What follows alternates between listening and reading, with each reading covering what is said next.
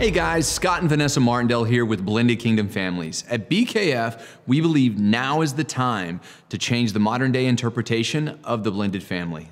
Absolutely, you guys. As a blended family ourselves, God laid it on our hearts to build a ministry that helps support blended families by equipping your marriage, uniting the family unit, and igniting your faith. Our mission is that you would be touched by God and experience His goodness through this ministry, that your family would have practical skills, resources, and tools to help you live that abundant blended life.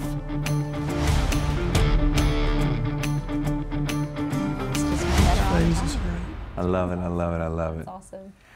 Hey guys, welcome. Scott and Vanessa Martindale here with Blended Kingdom Families, and we have some amazing people with us. Chris and Stacie Hatchett, pastors at the Hills Church here in South Lake, and we are so excited to have you. So excited. Thanks. We're excited to be here. Yes. So just a little bit about Chris and Stacie. So Stacie is a second grade teacher. God bless you in that, Stacie. I am. I love it, but not right now. Not right now, it's fun. Yes. Yeah, I bet that is great. so much fun. And then Chris, you've been a campus pastor at the Hills for 28 years. Mm-hmm. That is incredible. That is incredible. Together, they have been married 32 years. You guys, we have a lot of wisdom. A lot of stuff to learn. How old were y'all when y'all got married? We 21. were babies. You guys don't look, y'all are so young. No, thank you. Awesome. They have 3 kids and 3 grandchildren, and together they do premarital counseling and marriage counseling at their church. It's just amazing the story you guys have, and I love that we share a good common bond with Abilene Christian and all the things that you guys do.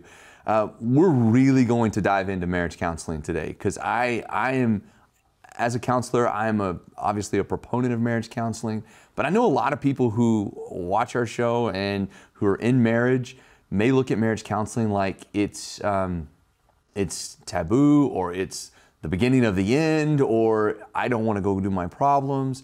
So obviously in our ministry, we support and promote healthy marriages as a relation to the blended family, as a relation to breaking the cycle of divorce. We want marriages to be healthy. Mm-hmm. And so we're really going to lean on you guys to give us some great nuggets, wisdom when it comes to marriage counseling, and obviously your experience over 32 years of marriage. Great. Yeah. So hope we can do that.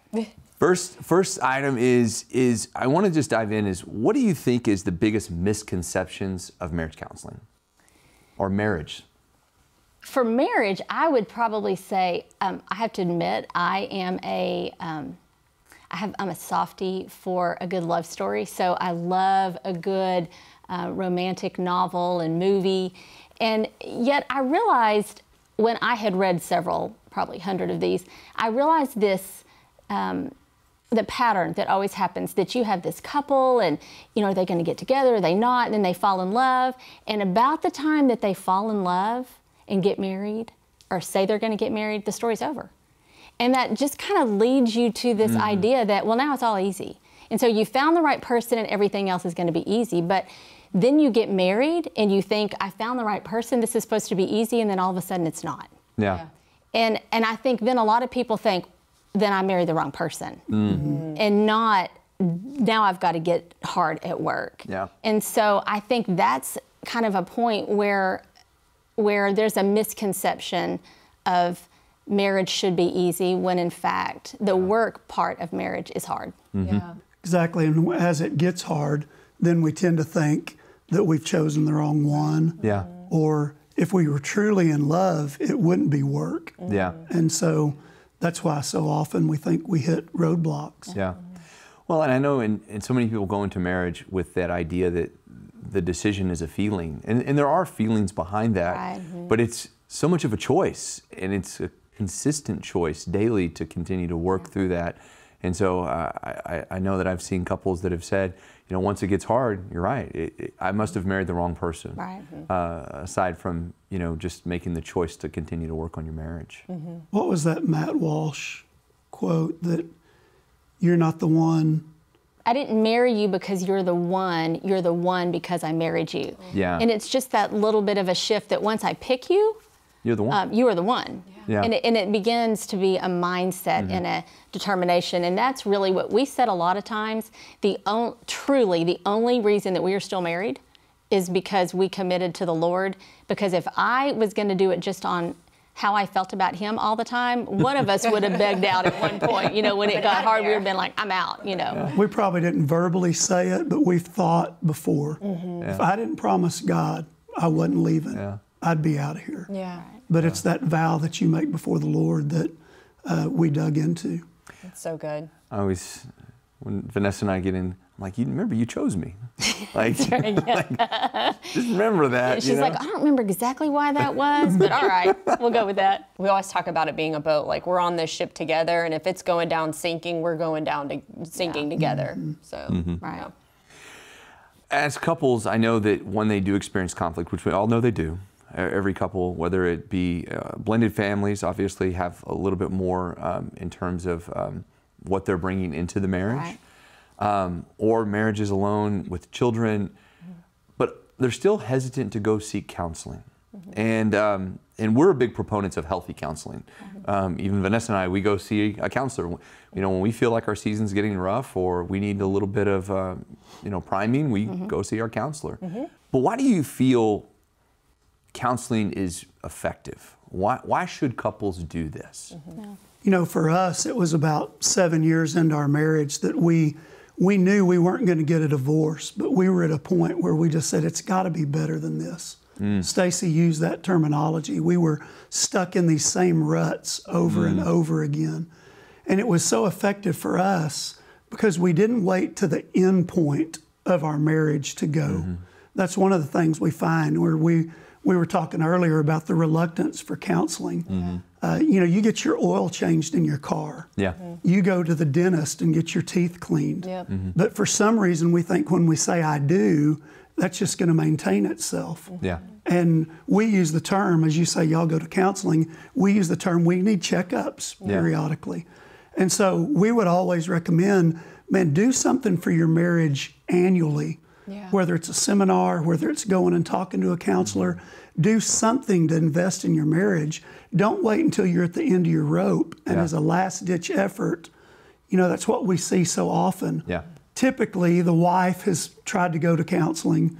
Husband drags his feet. Then finally, she says, you know what, I'm done. He goes, well, let's go to counseling.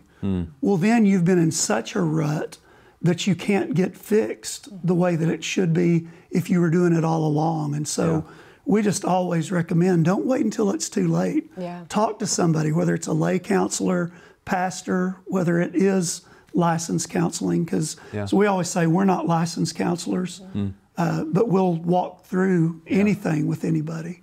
When you were telling that story, my mind took me to, have you ever watched the Barrett-Jackson, the car auction? When they go and they sell all these amazing, beautiful cars like the 57 Chevys and the 63 Corvettes, and you look at them and they're just beautiful, and you think, well, they didn't stay that way because nobody paid attention to them. They don't look that way because somebody didn't pay close attention. Same way with a marriage.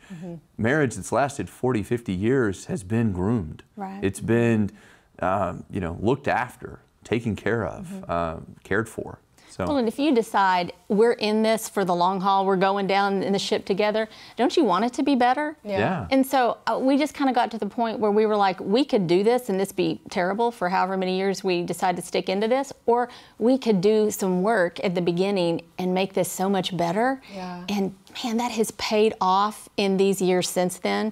And there's been times where we'll hit a rough patch and we're like, all right, we need to go in for a tune-up. We need to go in and have someone else sit down with us and kind of tell us how we're doing, give us feedback, see where we need to go. And it's so much easier when you're at an easier place and you haven't waited so long that your heart feels completely hardened. Because your marriage is a moving target too, right? You add kids to it, you add just different stressors. The last time we went, I had a medical diagnosis a few years ago that just sent us in a tailspin, and we went in at that point because it was a different shift in our marriage. And so anytime, I always say all the time, when things are great, I just hope they're always going to stay there. Yeah. And then a couple, you know, one week we're finishing each other's sentences, we're so close. And the next week I'm like, who are you? And why did I marry you? And you're just like, can it be easier than this? But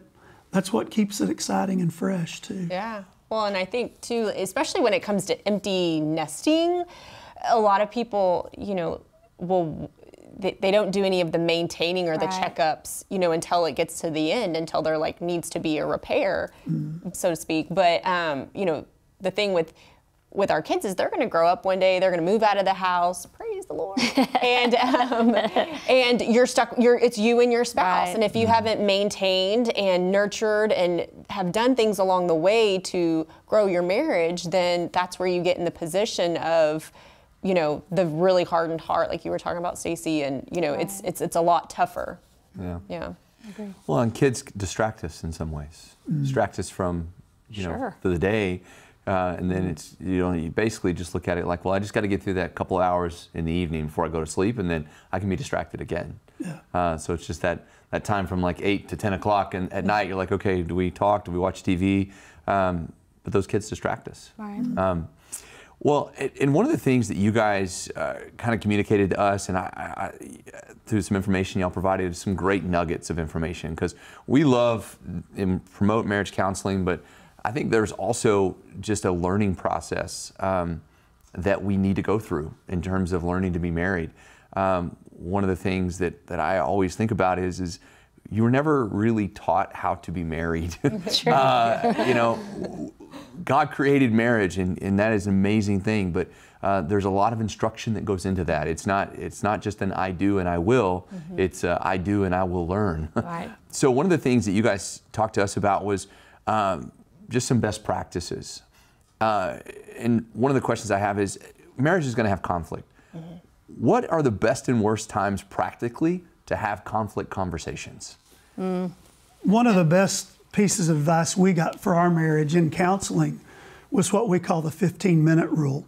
And so if you think about 4 times a day that a lot of conflict happens, and a lot of what we'll talk about is stereotypical, so we know there's exceptions. But stereotypically, 4 times a day, that take these 15-minute blocks and make them what we call no new information zones. Love that. And so the 15 minutes when you first wake up, the 15 minutes before you leave each other for the day, 15 minutes when you come back at the end of the day, and then 15 minutes before you go to bed. You protect those times, and for us, there were some that were more important than others. Right.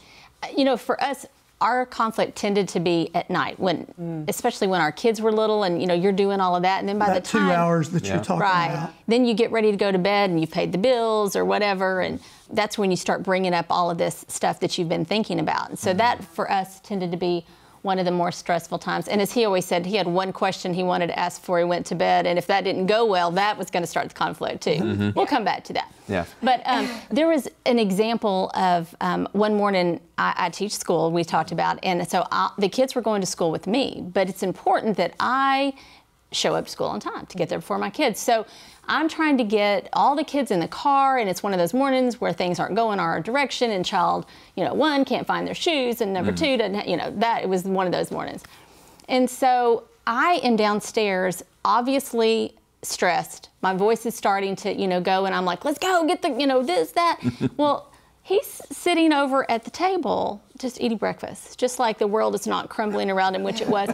And I was so frustrated in that moment. I mean, what I really wanted to do was like, you know, thump him on the head or something, or say, hey, get up and help me out. Yeah. But I was so frustrated that I knew that wasn't going to come out very loving. And we had practiced this at this point for years. So in that moment, I always say the Holy Spirit just kind of closed my mouth, because I managed to get out of the house and not say anything. We get to school, we get going, the day goes much better. At the end of the day, I said to him, he called me at the end and said, hey, you know, how was your day? And we start talking, and I said, hey, I'd like for us to find a few minutes tonight to talk about something. And he said, before you say that, I need to apologize to you. I realized this morning when everything was happening, I should have stepped in and helped you out. Well, that was the end of it. I said, thank you. It was frustrating for me. That was the end. There was no, I said what I needed to say. He apologized. There was no big blow up. Had I in that moment said, hey, can you help me out?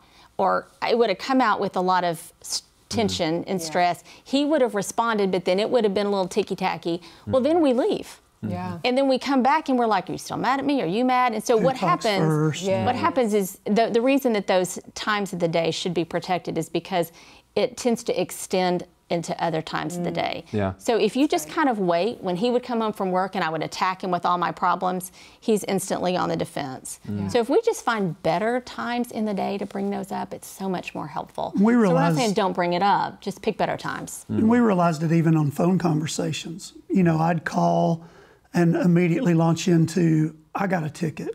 And she buys in that stress immediately.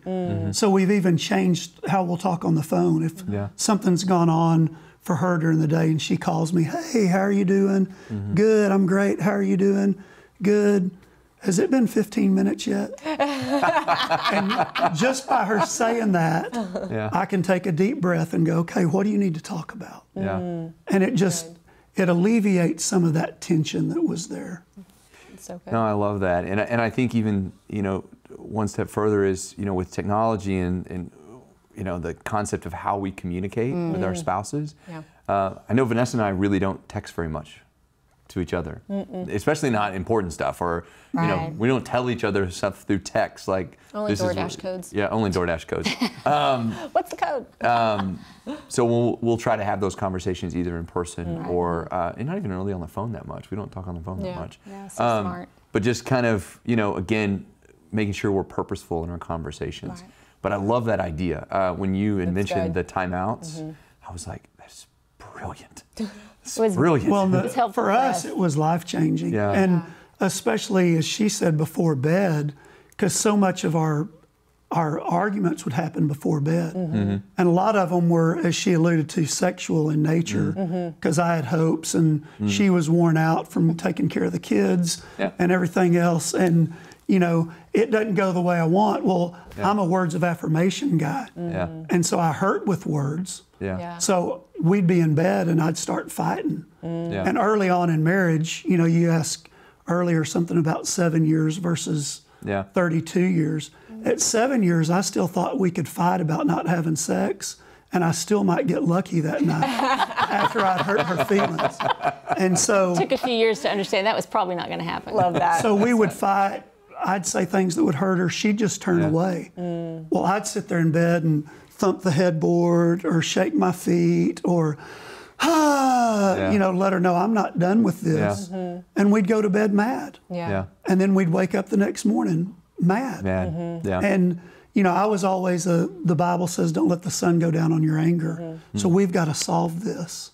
And Stacie found a verse in Proverbs that talks about, you know, not speaking out in anger, but think about it overnight. Remain silent. Think about it overnight. And I'm like, see, there's another way to think about that too. And there's so much with that 15-minute rule that when I do that and I don't bring it up that night, the next morning I'm kind of like, you know, that wasn't that important at all. Or if it is important, I wake up the next morning with it and I say, hey, later today, could we go for a walk? There's something we need to talk about. So we're not saying just suppress conflict. Not dealing with conflict's the number one predictor of divorce. Because we're going to have conflict. Just how do we contain it without shrapnel having to be picked out for 3 days later? Love it. That's good. That's so good. Well, and you touched on the romance part, and it's a huge concept in marriage, but a lot of conflict surrounds it. And some of that may be expectations, some of that could be, there could be a lot of factors. But one of the things that I want to just point out is the difference between men and women when it comes to romance. So really, how far apart are they? Well, I'm chuckling because you're saying romance and I'm saying sex. I know, I know. In itself, I was trying to be it's all the easy. same thing, I was but trying really to be not. easy. Sex. But how far apart are men and women? That's one of the things. And then the second part is what brings them together.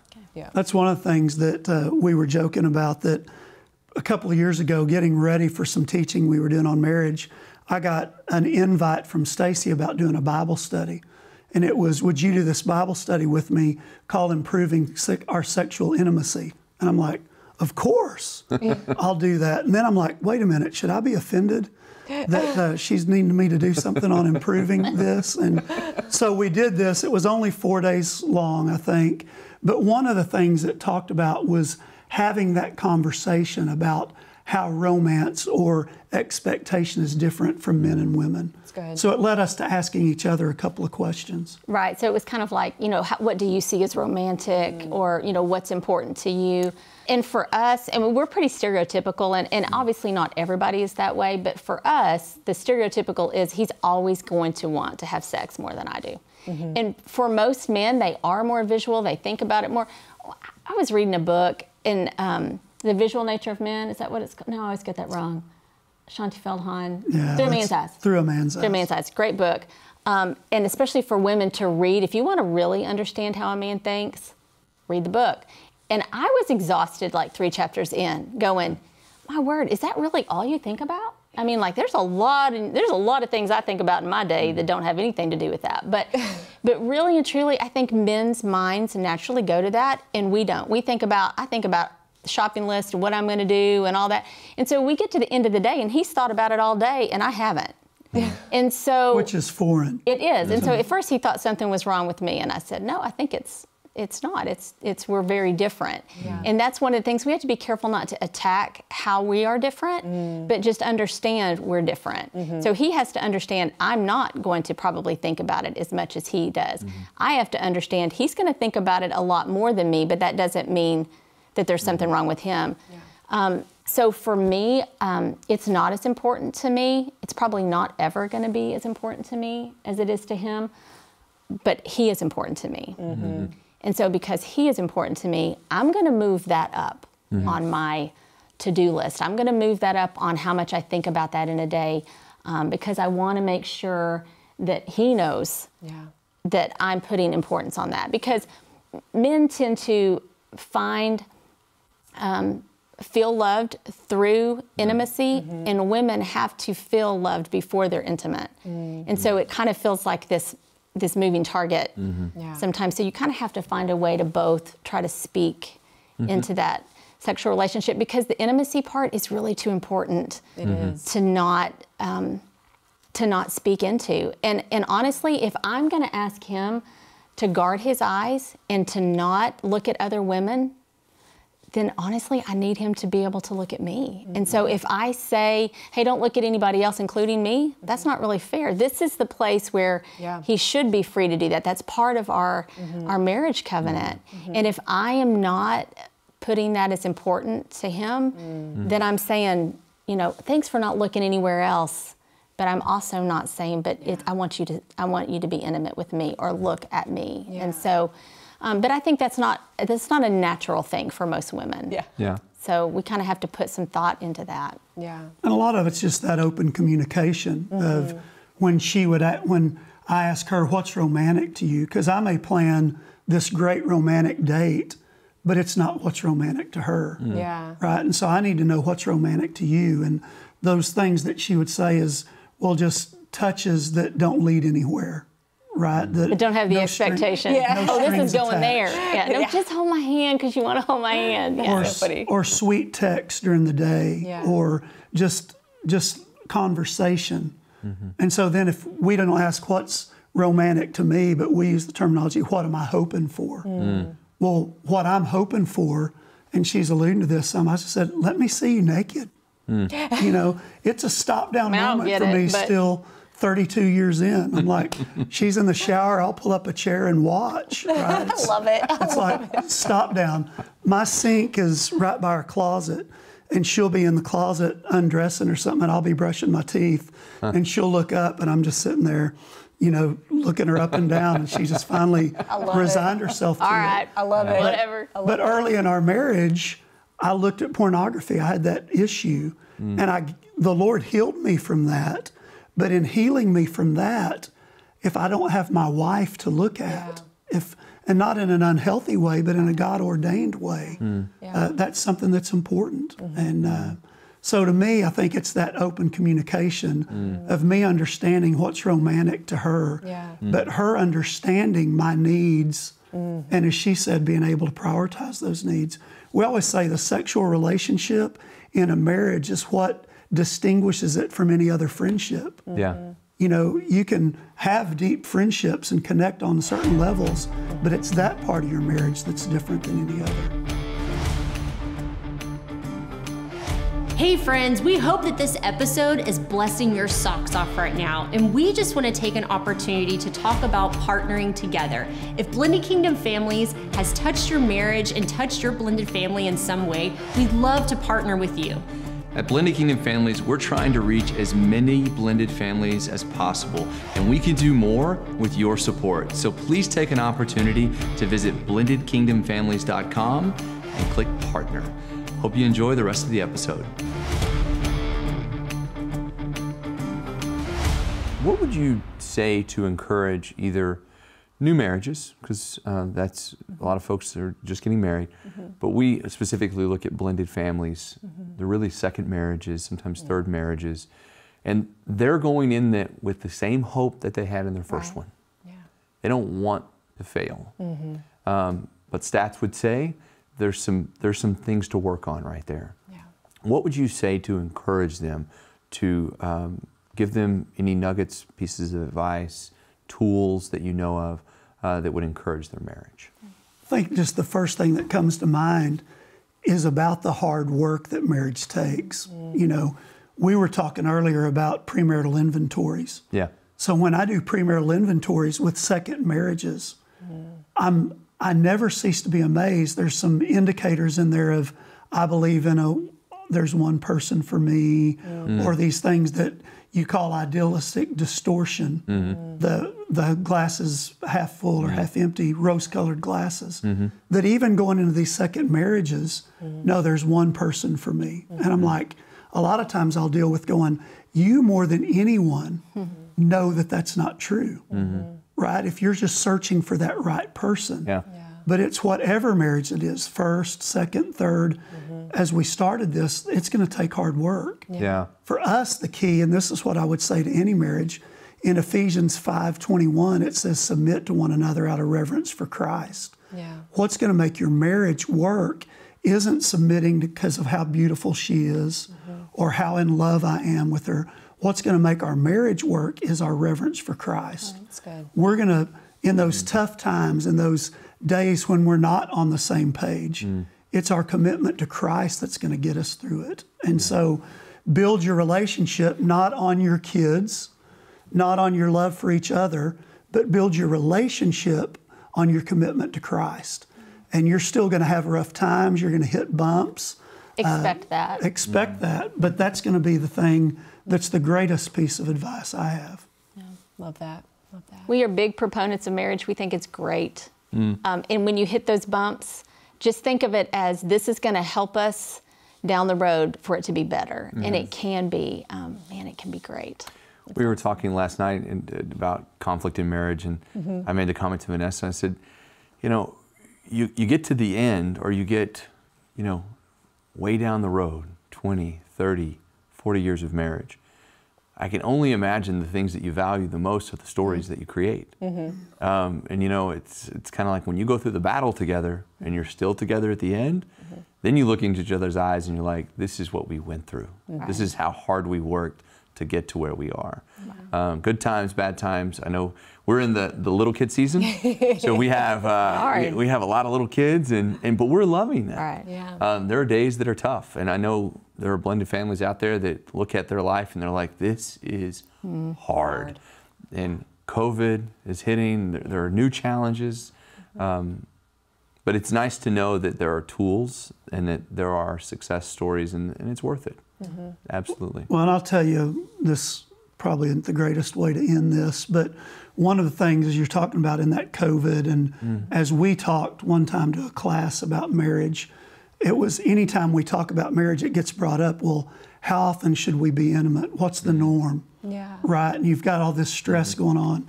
And typically, stereotypically, it's the ladies saying, man, he just wants that more than me. Yeah. And one of our elders' wives said, Chris, can I say something?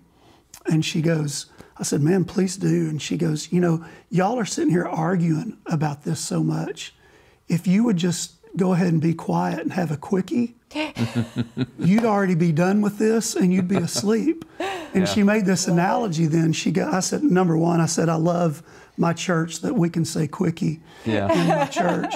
But then she goes, but here's the deal. Sometimes you want a full course meal, but there's other times you just want a bag of chips. And there's nothing wrong with a bag of chips. And that's given us you know, you talk about the toolbox and just things we've picked up. That's even given us some language because that would cause stress for us.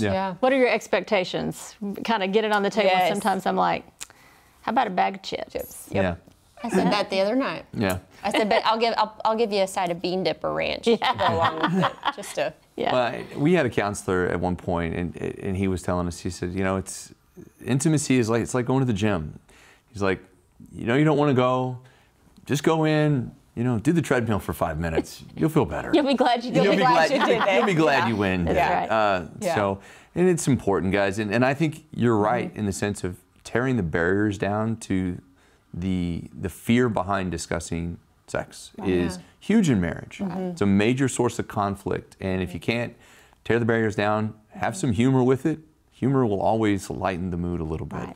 I think couples will benefit greatly if they... And go after the tools. Find something to make it better. There's a lot of things to do. And we're huge proponents of the blended family and see how that blesses our church. We know those struggles that they've had.